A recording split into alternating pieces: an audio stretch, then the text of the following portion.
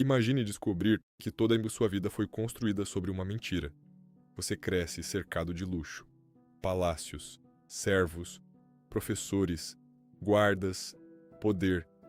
Todos te chamam de príncipe, mas no fundo, você sabe que não pertence àquele lugar. O povo que sofre nas ruas é o seu povo. Os escravos que carregam pedras sob o sol escaldante são seus irmãos. Você tem acesso ao poder, mas não pode usá-lo. Você vive entre dois mundos, até que um dia tudo explode. Um momento de raiva. Um erro que muda tudo. Você perde o palácio, perde o título, perde o futuro e foge para o deserto, como um criminoso. 40 anos depois, quando sua vida parece esquecida, Deus finalmente o chama. Esta é a história de Moisés, o homem que nasceu, condenado à morte, cresceu como príncipe, viveu como fugitivo e acabou libertando uma nação inteira. Mas essa história começa muito antes do mar se abrir. Começa com escravidão. Muito antes de Moisés nascer, o povo de Israel havia chegado ao Egito por causa de uma grande fome. Séculos antes, um homem chamado José havia se tornado governador do Egito e salvado muitas vidas durante anos de escassez. Graças a ele, sua família foi acolhida naquela terra. Mas o tempo passou.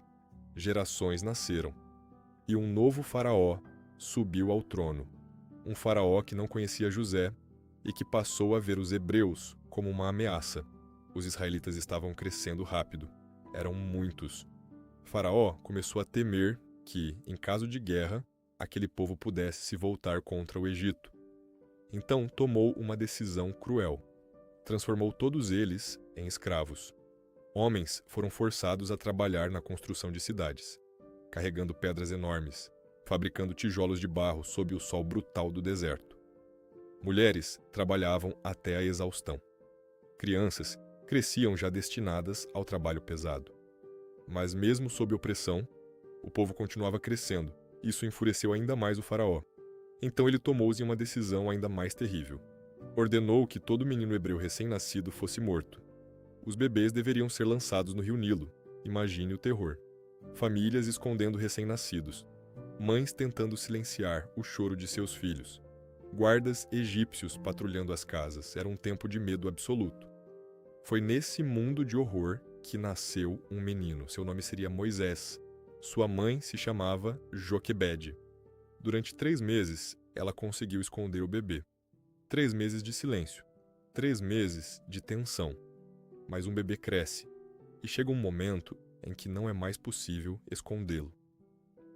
Então Joquebede tomou uma decisão desesperada e, ao mesmo tempo, cheia de esperança.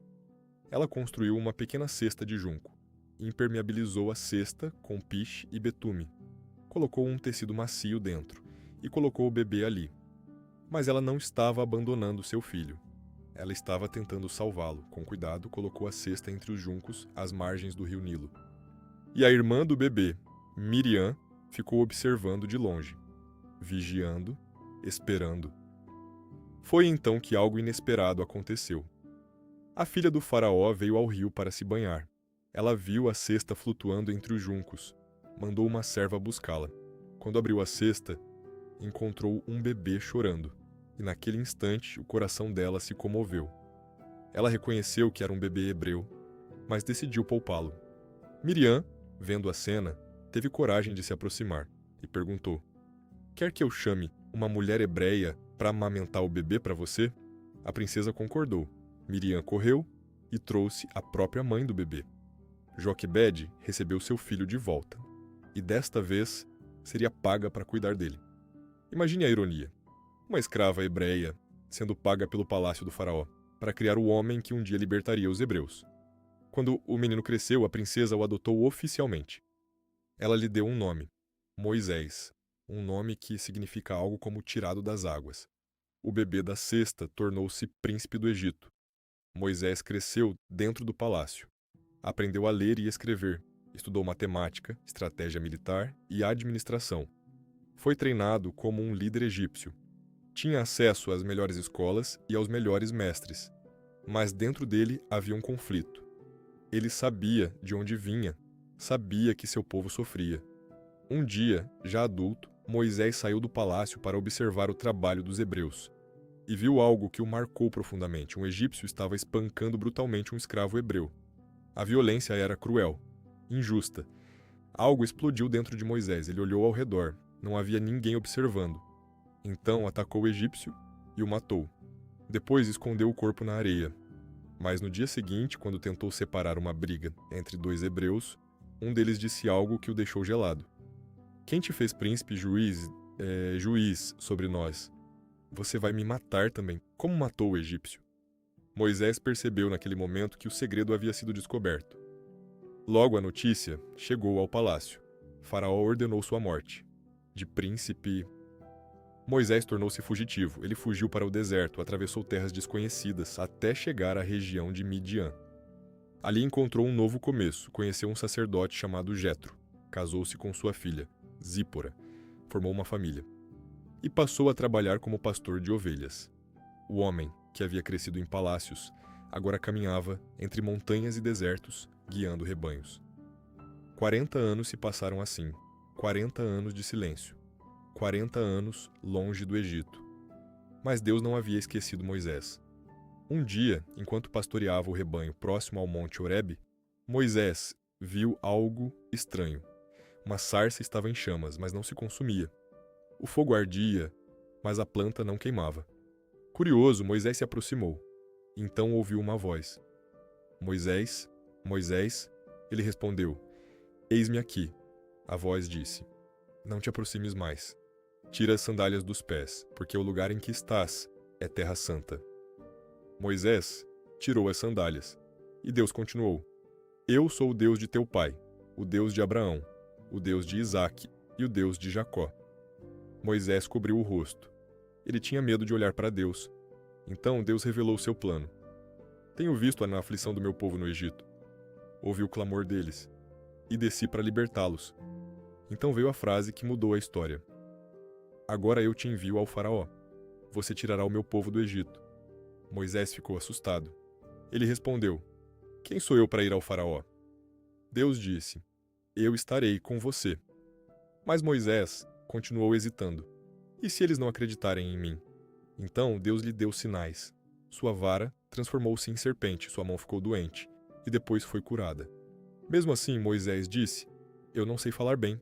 Deus respondeu, quem criou a boca do homem? Por fim, Deus permitiu que o irmão de Moisés, Arão, falasse por ele.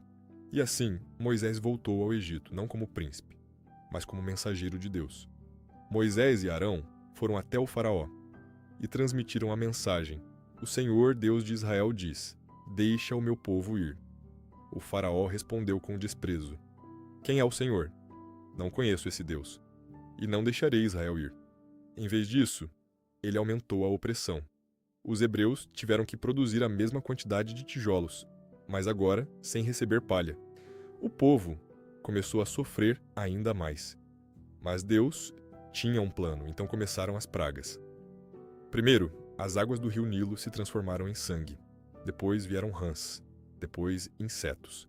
Enxames de moscas, doenças sobre os animais, feridas dolorosas sobre as pessoas. Tempestades devastadoras de granizo. Nuvens de gafanhotos que devoraram plantações. E então, 3 dias de escuridão total sobre o Egito.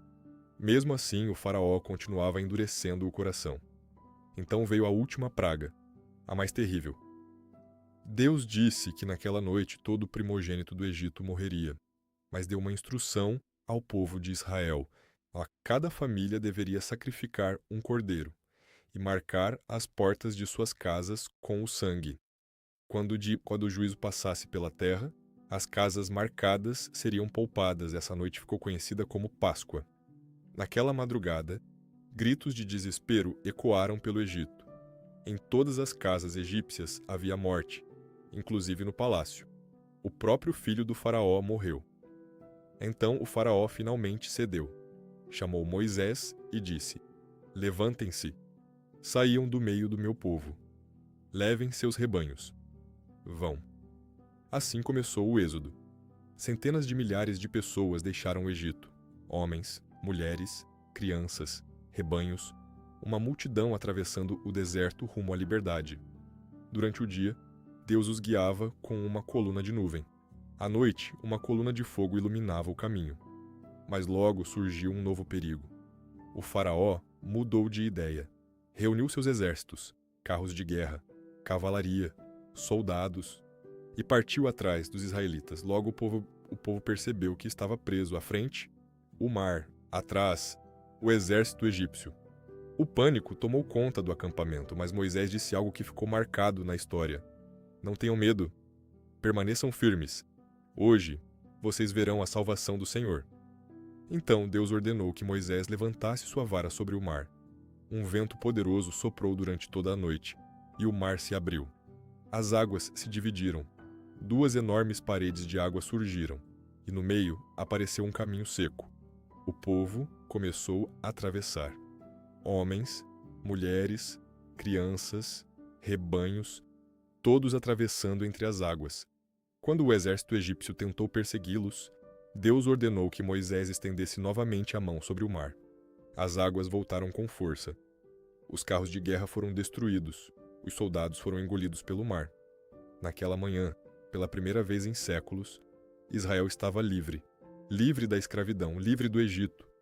E tudo começou com um bebê escondido em uma cesta no rio. A história de Moisés nos lembra de algo poderoso. Deus não escolhe pessoas perfeitas. Moisés foi assassino, foi fugitivo, foi alguém cheio de dúvidas. Mesmo assim, Deus o usou para mudar a história. Às vezes aquilo que parece fracasso é apenas preparação. Às vezes o deserto não é castigo, é treinamento. Talvez você se sinta inadequado. Talvez pense que Deus não pode usar sua vida. Mas Moisés também pensou isso. E mesmo assim, Deus abriu um mar diante dele. Se você gostou dessa história e quer ver mais episódios como este, inscreva-se no canal e deixe o seu like. Isso ajuda muito o canal e permite que mais pessoas conheçam essas histórias incríveis da Bíblia. Obrigado por assistir e até a próxima.